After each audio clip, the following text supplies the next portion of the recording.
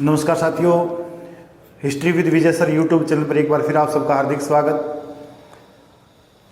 हम देख रहे थे राजस्थान का इतिहास। राजस्थान के इतिहास में हमने अब तक पुरातात्विक स्रोत देखे हैं, जिसमें हमने सिक्कों का अध्ययन किया है, ताम्रपत्रों का अध्ययन किया है या फिर अभिलेखों का अध्ययन किया है। पुरातात्विक स्रोत के बाद आज हम जिस टॉपिक की चर्चा करने जा रहे हैं वो रहेगा राजस्थान के इतिहास को जानने में साहित्यिक स्रोत। कौन कौन सा साहित्य है जिनसे हम राजस्थान के इतिहास को जान सकते हैं। अगर आप हमारे चैनल पर नए हो तो चैनल को सब्सक्राइब करें। वीडियो अगर आपको अच्छा लगे तो लाइक करें और शेयर करें। तो देखते हैं साहित्यिक स्रोत। साहित्यिक स्रोत की अगर हम चर्चा करें तो साहित्यिक स्रोत में विभिन्न ग्रंथ आते हैं जिनकी रचना विभिन्न भाषाओं के माध्यम से की गई है। राजस्थान के जो प्राचीन ग्रंथ है उनकी जो रचना की गई है उनमें मुख्यतः संस्कृत, प्राचीन जो साहित्य है उनमें संस्कृत और प्राकृत इनका प्रयोग किया गया है। संस्कृत भाषा का प्रयोग किया गया है या स्थानीय जो उस समय की एक भाषा थी प्राकृत, उसका प्रयोग किया गया है। प्राचीन जो साहित्य है, इसके बाद फारसी में भी काफ़ी ग्रंथ लिखे गए थे, राजस्थानी में भी ग्रंथ लिखे गए थे, हिंदी में भी काफ़ी ग्रंथ लिखे गए थे। तो हम बात कर रहे हैं राजस्थान के इतिहास से संबंधित प्राचीन जो ग्रंथ है साहित्य के रूप में लिखा गया है। तो प्राचीन जो ग्रंथ हमें मिलते हैं वो संस्कृत भाषा में मिलते हैं। प्रमुख ग्रंथों की अगर हम बात करें तो हमें एक ग्रंथ मिलता है, नाम है पृथ्वीराज विजय। पृथ्वीराज विजय जो ग्रंथ है इसके लेखक थे जयानक। जयानक इसके लेखक थे और यह जो ग्रंथ है पृथ्वीराज विजय चौहान वंश के इतिहास की जानकारी देता है। इसमें पृथ्वीराज चौहान से संबंधित जानकारी मिलती है और चौहानों के जितने भी शासक थे उनसे संबंधित हमें मुख्य जानकारी मिलती है, चाहे वो अजमेर के चौहान थे या फिर वो सांभर के चौहान थे। तो यहाँ स्पादलक्ष के चौहान और अजमेर के चौहान, इनकी जानकारी हमें पृथ्वीराज विजय नामक ग्रंथ में मिलती है। इसके जो लेखक है वो मिलते हैं हमें जयानक। क्वेश्चन सीधा सा पूछा जा सकता है कि पृथ्वीराज विजय जो ग्रंथ है इसके लेखक कौन है। इसके लेखक हमें मिलते हैं जयानक। राजस्थान में अजमेर के जो चौहान हैं उनकी जानकारी हमें देता है जयानक। पुस्तक मिलती है इनकी पृथ्वीराज विजय।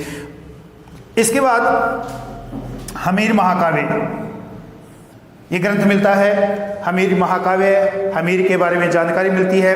इसके जो लेखक मिलते हैं वो हमें मिलते हैं नयन चंद्र सूरी। नयन चंद्र सूरी, नयन चंद्र सूरी ने हमीर के बारे में जानकारी दी है। हमीर चौहान वंश का शक्तिशाली शासक था रणथंभौर का, और हमीर के बारे में या हमीर के पहले के जो शासक थे जिन्होंने रणथंभौर में चौहान वंश की स्थापना की, चाहे वो पृथ्वीराज का पुत्र गोविंदराज है या उसके जो अन्य उत्तराधिकारी थे, उनकी जानकारी हमें मिलती है। जानकारी देने वाले हैं नयन चंद्र सूरी और ग्रंथ का नाम है हमीर महाकाव्य। तो यह हमें जानकारी देता है रणथंभौर के चौहानों की, रणथंभौर के चौहानों की हमें जानकारी देता है। इसके बाद एक ग्रंथ है राजवल्लभ। राजवल्लभ इसके लेखक है मंडन। मंडन शिल्पकार थे और इन्होंने विभिन्न ग्रंथों की रचनाएं की है। इनके निर्देशन में काफ़ी दुर्गों का निर्माण भी हुआ है। तो इस मंडन के ग्रंथ में, राजवल्लभ में, हमें मेवाड़ में सैनिक व्यवस्था के बारे में जानकारी मिलती है, स्थापत्य कला के बारे में जानकारी मिलती है और इसके अलावा हमें मेवाड़ की विभिन्न शासकों की जानकारी भी मिलती है। विभिन्न शासकों की जानकारी मंडन ने ग्रंथ लिखा था राजवल्लभ, मेवाड़ से संबंधित है ये। इसके बाद एक लेखक है एकलिंग महात्म्य के, नाम है कान्है व्यास। कान्है व्यास ने ग्रंथ लिखा था एकलिंग महात्म्य।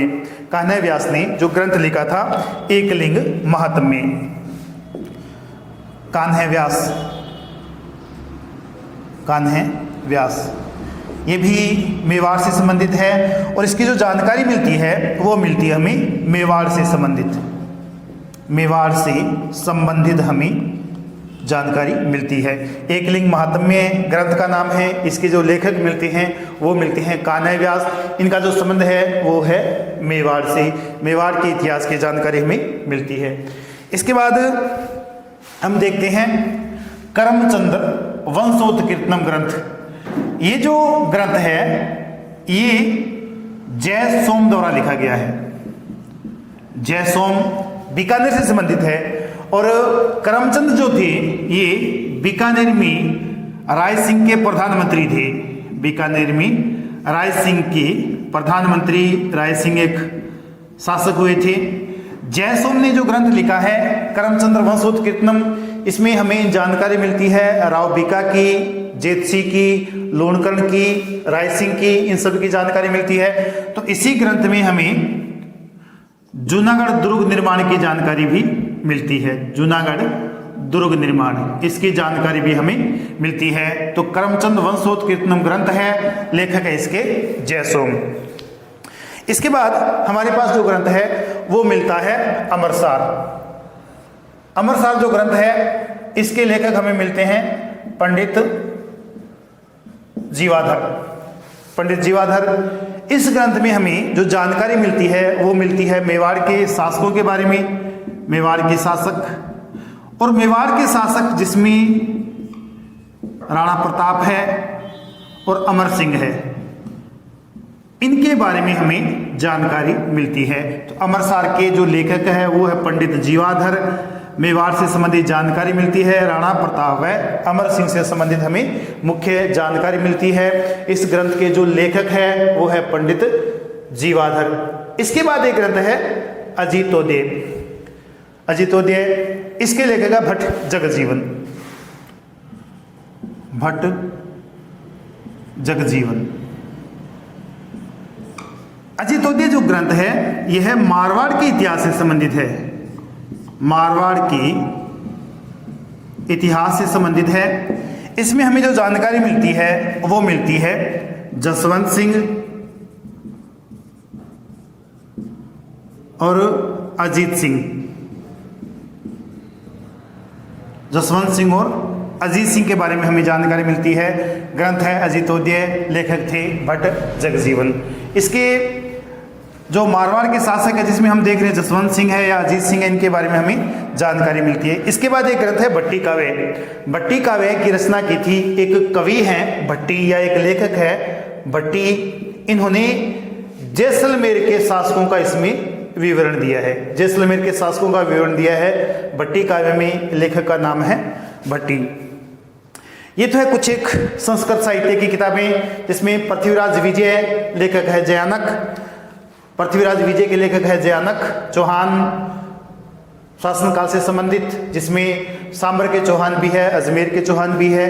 इसके बाद हमीर महाकाव्य नयन चंद्र सूरी प्रसिद्ध पुस्तक है ये। रणथंभौर के चौहान शासकों की जानकारी मिलती है। इसके बाद है राजवल्लभ। राजवल्लभ जो पुस्तक है इसके लेखक थे मंडन। मंडन राणा कुंभा के दरबार में रहते थे।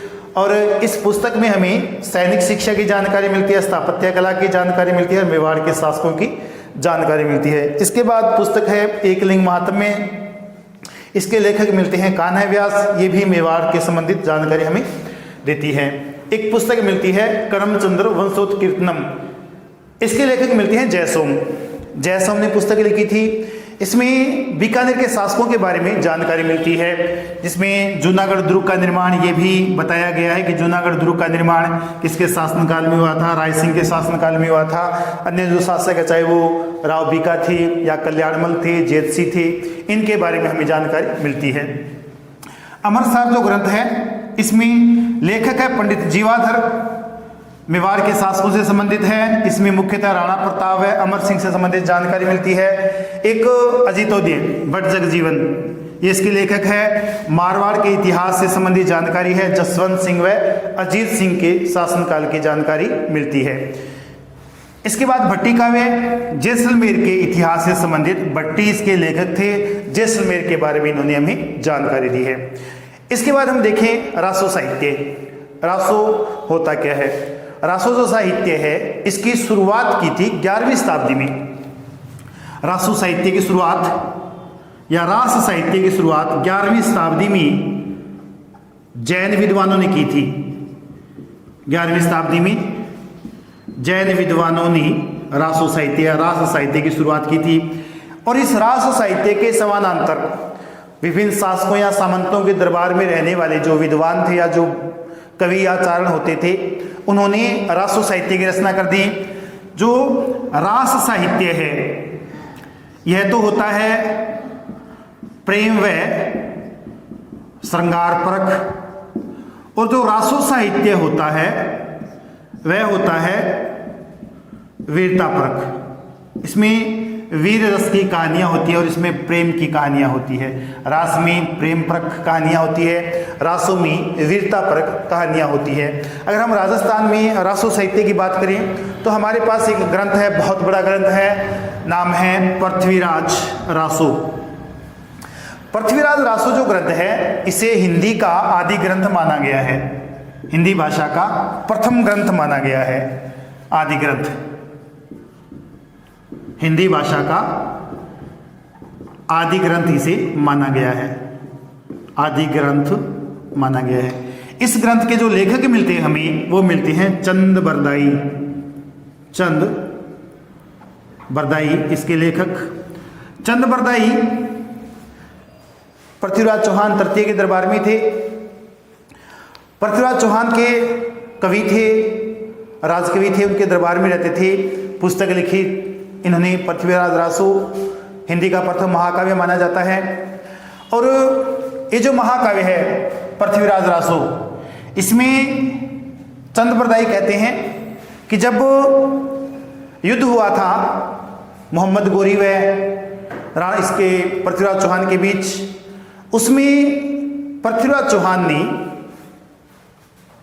मोहम्मद गोरी को परास्त किया था। और ये कहा गया है चंद बरदाई द्वारा कि पृथ्वीराज चौहान ने मोहम्मद गोरी को 17 बार परास्त किया था। और ये भी कहा जाता है पृथ्वीराज रासो में कि जब पृथ्वीराज चौहान गजनी चला गया था इसके साथ, मोहम्मद गोरी के साथ, तो वहां अपने शब्द भेदी बाणों से पृथ्वीराज चौहान ने मोहम्मद गोरी की हत्या कर दी थी। तो इसमें हमें जानकारी मिलती है चौहान वंश की। चंद बरदाई ने पुस्तक लिखी है पृथ्वीराज रासो, इसे प्रथम हिंदी ग्रंथ माना जाता है। इसकी जो भाषा है वो है ब्रज हिंदी। ब्रज हिंदी इसे कहते हैं पिंगल। राजस्थान, पूर्वी राजस्थान की भाषा पिंगल है, दक्षिणी राजस्थानी साहित्यिक भाषा वो है डिंगल। तो पृथ्वीराज रासो ग्रंथ के लेखक चंद्र बरदाई पृथ्वीराज तृतीय के दरबार में रहते थे। और कहा जाता है पृथ्वीराज रासो के अनुसार कि जब महमूद गजनवी या श्री मोहम्मद गोरी पृथ्वीराज को लेकर गजनी गया था तो चंद बरदाई भी साथ में था। इसके बाद हमारे पास ग्रंथ है छत्रपति रासो। छत्रपति रासो, इसके जो लेखक मिलते हैं वो मिलते हैं हमें काशी छंगाणी। काशी छंगाणी, इसकी रचना हुई थी 1682 में। छत्रपति रासो, इसमें काशी छंगाणी लेखक, समय इसका 1682। इसमें बीकानेर के शासकों का इतिहास है, बीकानेर के शासकों का इतिहास है। और काशी छंगाणी ये बताते हैं कि 1644 में एक युद्ध हुआ था जाखणिया गांव, नागौर का जाखणिया गांव, इसके पास एक युद्ध हुआ था 1644 में, जिसे इतिहास में मतीरे की राड़ कहते हैं। मतीरे की राड़, जाखणिया गांव में मतीरे की राड़ हुई थी और 1644 में हुई थी, ये विवरण देते हैं। और छत्रपति रासो में काशी छंगाणी बीकानेर के इतिहास से संबंधित हमें जानकारी देते हैं। इसके बाद है बीसलदेव रासो। बीसलदेव जो रासो है एक शासक हुए हैं चौहान वंश के शक्तिशाली शासक बीसलदेव, जिसे हम विग्रह राज चतुर्थ भी कहते हैं। इन्होंने एक नाटक लिखा था हरिकेली नाम से, और इसकी जानकारी हमें देते हैं बीसलदेव रासो में। बीसलदेव जो रासो ग्रंथ है बीसलदेव से संबंधित है। बीसलदेव के लेखक नरपति नाल है। बीसलदेव ग्रंथ के लेखक।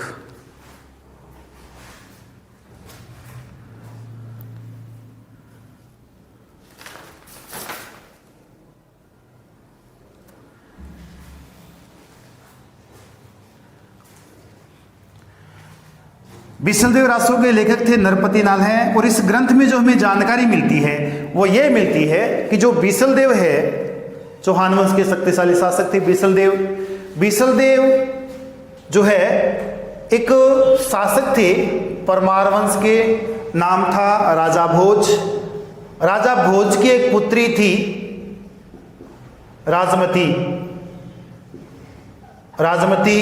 राजमती वह बिसलदेव का प्रेम प्रसंग था। इसकी जानकारी हमें बिसलदेव रासो में नरपति नाल है देते हैं। बिसलदेव शक्तिशाली शासक थे चौहान वंश के, इनकी जानकारी हमें देते हैं नरपति नाल है। एक ग्रंथ है रतन रासु, इसके जो लेखक मिलते हैं वो मिलते हैं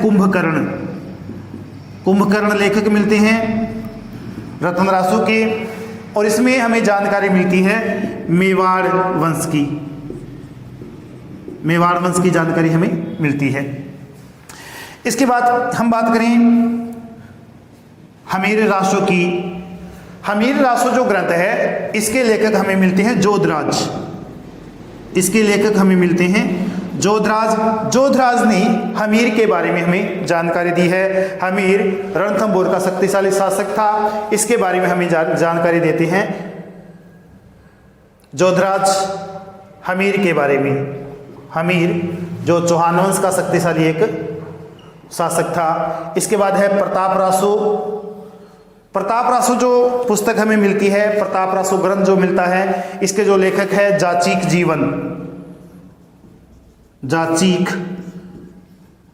जीवन। अलवर का एक शासक था प्रताप सिंह। अलवर के शासक प्रताप सिंह के बारे में हमें जानकारी मिलती है। इसके बाद है खुमान रासो, इसके लेखक है दलपति। खुमान रासो के जो लेखक मिलते हैं हमें वो मिलते हैं दलपति विजय, इसके लेखक हैं खुमान रासो में। और ये जो है बूंदी के शासक, इनकी जानकारी मिलती है। और साथ में हमें राजस्थान का इतिहास इसकी जानकारी भी मिलती है। इसके बाद है विजयपाल रासो। तो विजयपाल जो रासो ग्रंथ है इसके लेखक विजयपाल रासो ग्रंथ के लेखक थे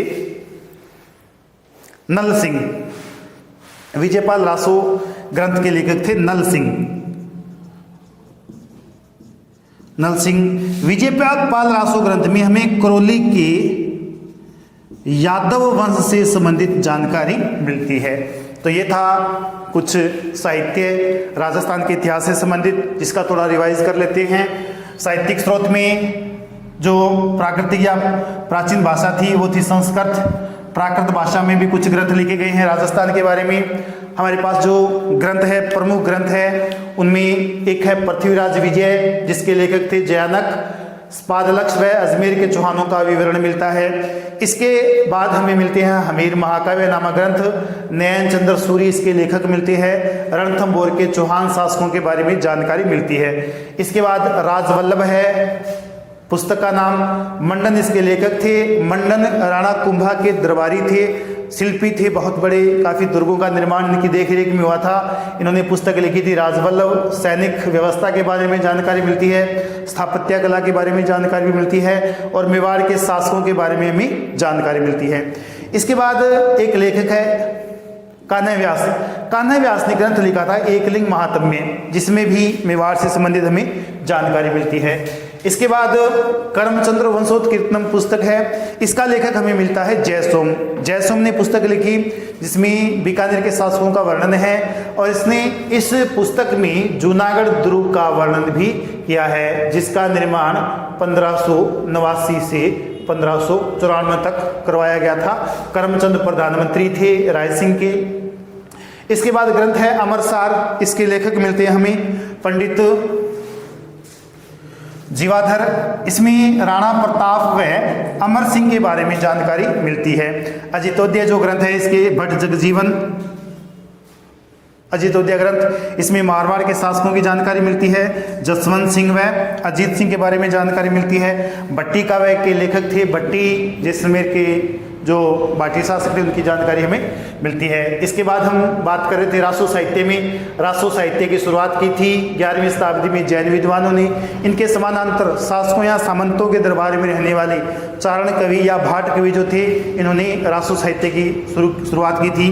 रास कहते हैं प्रेम श्रृंगार परक रचनाओं को, रासो कहते हैं वीरता परक रचनाओं को। पृथ्वीराज रासो हिंदी भाषा का आदि ग्रंथ है, प्रथम ग्रंथ है। चंद्रप्रदायी ने रचना की थी। चंद्रप्रदायी ने कहा है कि 17 बार पृथ्वीराज चौहान ने मोहम्मद गौरी को परास्त किया था। छत्रपति रासो के लेखक थे काशी छंगाणी, 1682 में रचना हुई थी। बीकानेर का इतिहास है और इसमें जाखनिया गांव में 1644 में हुए मतीरे की राड़ का विवरण भी हमें मिलता है। पुस्तक मिलती है बिसलदेव रासो, जिसमें लेखक है नरपति नाल है। बिसलदेव और परमार वंश का शासक था राजा भोज, इसकी पुत्री थी राजमती। इनके प्रेम प्रसंग का विवरण हमें मिलता है। रतन रासो लेखक है कुंभकर्ण, इसमें मेवाड़ वंश का इतिहास हमें मिलता है। हमीर रासो लेखक है जोधराज, इसमें हमें जो चौहान वंश का शासक है, शक्तिशाली शासक हमीर, इसकी जानकारी मिलती है। इसके बाद प्रताप रासो है, जाचिक जीवन इसके लेखक थे, अलवर के शासक थे प्रताप सिंह, उनके बारे में जानकारी मिलती है। खुमान रासो दलपति विजय, बूंदी के शासक से संबंधित या बूंदी के इतिहास से संबंधित हमें जानकारी मिलती है। और खुमान रासो में हमें राजस्थान के इतिहास के बारे में भी जानकारी मिलती है। विजयपाल रासो करौली के यादव से संबंधित लेखक थे नल सिंह। तो आज के लिए इतना ही राजस्थान का साहित्यिक स्रोत, और जो भी साहित्यिक स्रोत रहा है उसके लिए हम देखेंगे अगले वीडियो में। तब तक आप सबका बहुत बहुत धन्यवाद।